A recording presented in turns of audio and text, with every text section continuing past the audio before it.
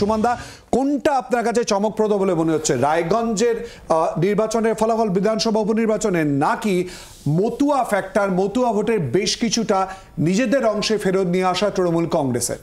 না, আমার কাছে সবসময় রায়গঞ্জ বেশি ইন্টারেস্টিং, কারণ আমি বাগদাকে বাগদার জয়কে একটা গুরুত্ব দেবো না এই কারণেই। 2011-তে বাগদা তৃণমূল জিতেছিল, উপেন বিশ্বাস জিতেছিল। 2016-তে তৃণমূলেরই বিক্ষুব্ধ দুলাল বর কংগ্রেসের টিকিটে গিয়ে উপেন বিশ্বাসকে হারান।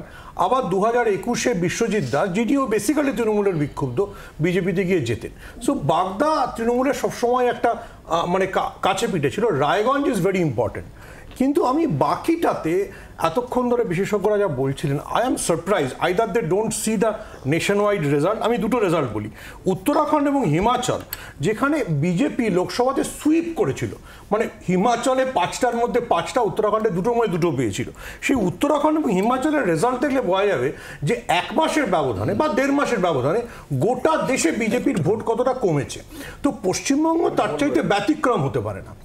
নাও দ্য থার্ড পয়েন্ট, যেটা আপনার ক্যাচ লাইন ছিল, সেটা যদি আসি যে what is the problem with BJP. দেখুন, থিওরিটিক্যালি ব্যাপারটা তো বুঝতে হবে, বিজেপির ভোটটা গেছে সিপিএমের থেকে, মানে ভোটটা বামেদের, আর নেতারা গেছে তৃণমূল থেকে। এই দুটোর মধ্যে ম্যাচ হবে কি করে? আপনি যদি দেখেন Raiganj, take the case of Raiganj, why am speaking out Raiganj. রায়গঞ্জে যিনি বিজেপির প্রার্থী, তিনি কিছুদিন আগে অবধি ছিলেন তৃণমূলের, তার আগে ছিলেন প্রিয়রঞ্জন দাস মুন্সী অনুগামী, কংগ্রেসের পঞ্চায়েত সদস্য। তো লড়াইটা কার সাথে কার হচ্ছে? লড়াইটা বেসিক্যালি হচ্ছিল এক্স কংগ্রেস ভার্সেস এক্স কংগ্রেসের। তো সেখানে তৃণমূল মানে proof to be better element. তো সেই জন্য রায়গঞ্জের পুরো কংগ্রেসের ভোট ব্যাংকটাই কৃষ্ণ কল্যাণীর দিকে জড়ো হয়ে গেছে। আপনি যদি দেখেন 2011-তে রায়গঞ্জ মহিত সেনগুপ্ত জিতেছিলেন, 2016-তে মহিত সেনগুপ্ত জিতেছিলেন, 2021-এ কৃষ্ণ কল্যাণী জিতেছিলেন। So Raiganj was always a কংগ্রেসের দুর্গ, সেটা প্রিয়রঞ্জন দাস মুন্সীর দুর্গ। সেখানে বিজেপি ওই মানে যে কংগ্রেসের যে ভোটটা, সেটা কিছুটা অংশ পেয়েছিল।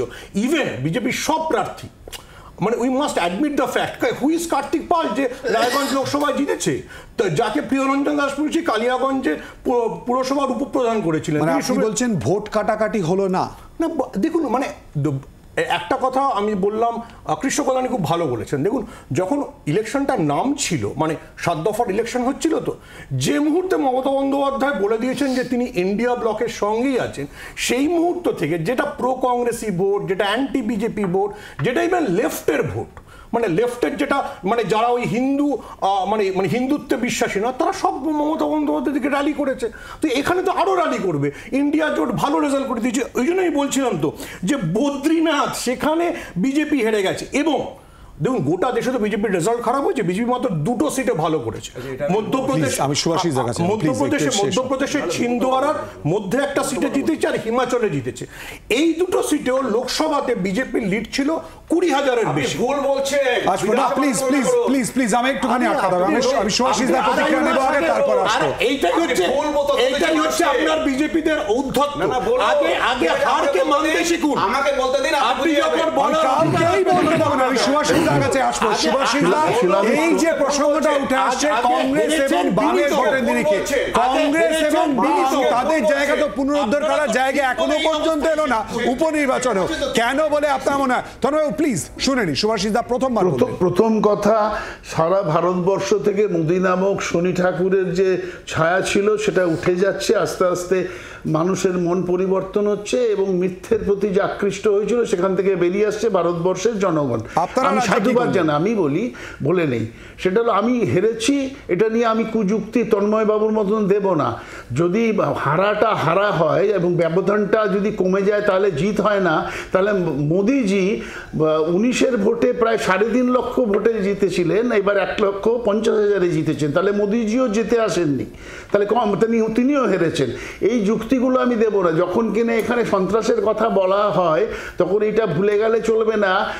ইভিএমে 36,000 35,000 মানে ভোট কোনো অবস্থাতেই ছাপ্পা করা যায় না। ব্যালটে যে সুবিধাটা থাকে, ইভিএমে সেই সুবিধাটা থাকে না।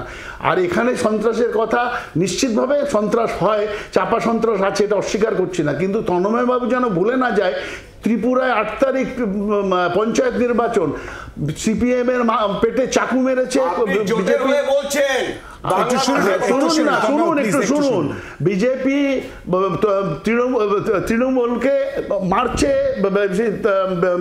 ত্রিপুরাতে, আজকে সিপিএম কে পেটে চাকু মেরেছে বিজেপি, কংগ্রেসের মাথা থেতলেছে, এগুলো বলবেন। এখানে যদি জয়ন্ত থাকে, এক মিনিট শুনে নিন, আপনার সময় কথা বলিনি, আপনার সময় কথা বলিনি, সেটা হলো এখানে যদি জয়ন্ত থাকে, জেসিবি থেকে শাহজাহান থাকে, তাহলে আপনাদের সাথে আছে বিশ্বভূষণ চরণ সিং আছে, আপনাদের সাথে কুলদীপ সেনগার আছে, আপনাদের আশিস সেনি আছে। কোন ফ্যাক্টর, কোন বিষয় বিরোধীদের তরফ থেকে যা বলা হয়েছে তা তো কাজ করলো না, রিফ্লেকশন তাই বলছে। বাচ্চা কথা বলি, আমি একটা শুধু কথা বলে শেষ করব, সেটা হলো পঞ্চায়েতগুলো, পৌরসভাগুলো সব তৃণমূলের সাথে আছে, ফলে কি হয়, এটা একটা অ্যাডেড অ্যাডভান্টেজ। তৃণমূলের এমএলএদের ভোট দিয়ে আনলে পরে তাহলে কাজে যে মানুষগুলো কাজ করাবে সেই নিচু তালের লোকেদের পুরসভার পুরপ্রধান সেটা অ্যাকসেপ্ট করেছে বলে মনে করছেন আপনি? হ্যাঁ, আর মতুয়াদের যেভাবে বিজেপি ঠকিয়েছে, সেখানে বিজেপিকে হারতে হবে, এটা শুধু সময়ের অপেক্ষা। সুভাষিসদা প্লিজ একটু সঙ্গে থাকুন। বাচ্চা, আজকে গোটা দেশের ফলাফল এটা প্রমাণ করলো যে গোটা দেশ জুড়ে বিজেপির যে দম্ভ, সেই দম্ভ আজকে ধুয়ে মুছে সাফ হয়ে যাচ্ছে। কিন্তু পশ্চিম বাংলার বুকে বামেরা জিতছে, আপনার বলবার সময় আমি বলিনি, কিন্তু বাংলার বুকেতে দাঁড়িয়ে যে নির্বাচনটা হলো 4টে বিধানসভা কেন্দ্রে, সেই নির্বাচনে তৃণমূল কংগ্রেস যেমন জিতলো, সবার আগে যাকে সার্টিফিকেট দেওয়া উচিত তার নাম হচ্ছে বাংলার পুলিশ প্রশাসন। আমরা দেখেছি ভোটের দিনে নির্বাচন কমিশন উপস্থিত, কেন্দ্রীয় নিরাপত্তা বাহিনী উপস্থিতিতে প্রার্থীর গাড়ি ভাঙা হয়েছে, বুথ ক্যাম্প ভাঙা হয়েছে, রাত্রিবেলা ভয় দেখানো হয়েছে, নির্বাচন কমিশন উপস্থিত রয়েছে, কেন্দ্রীয় নিরাপত্তা বাহিনী উপস্থিত রয়েছে, তারা পুরো বিষয় দেখবে। কথা বলি, আজকে আপনি একটু বাদে আপনাকে বলবেন যে বামেরা নেই, কংগ্রেস নেই, কথাটা বলবেন তো? বামেদের রক্তক্ষরণ, বামেদের রক্তক্ষরণ অব্যাহত বলতে থাকবেন।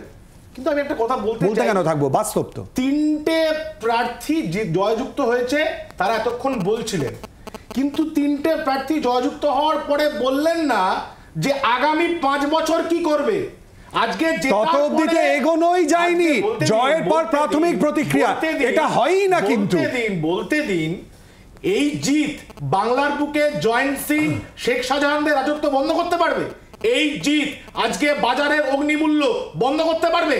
এই জিত আজকে যে সরকারি স্কুলগুলো বন্ধ হয়ে যাচ্ছে, সেই স্কুলগুলোকে আবার নতুন করে চালু করতে পারবে? এই জিত, এই ঔদ্ধত্য বৈষম্যতা ঠিক নয়, এই ঔদ্ধত্য ঠিক নয়। আজকে বাংলার বুকে যে কারখানাগুলো বন্ধ হয়ে যাচ্ছে, সেই কারখানা গেটগুলো কি খুলবে? বামেরা কি করলো? রাস্তায় কেন নামলো না? তারা কেন দাঁত কাটতে পারলো না? বৈশ্বনাথদা বলুন। বৈশ্বনাথদা, আসলে কি বলবো বলুন, লোকসভা নির্বাচনে 2 জন বাদে সবকটা জমানত জব্দ হয়েছিল, আজকেও শুনছি সবকটা জমানত জব্দ হয়েছে। তারা যদি নানান ধরনের কথা বলে, মানুষ যে কথাটাকে গ্রহণ করছে না, মানুষ তাদের কথাটাকে ফেলে দিচ্ছে। আর আজও বাংলাতে দাঁড়িয়ে কলকাতার বুকে দেহ উদ্ধার করছে।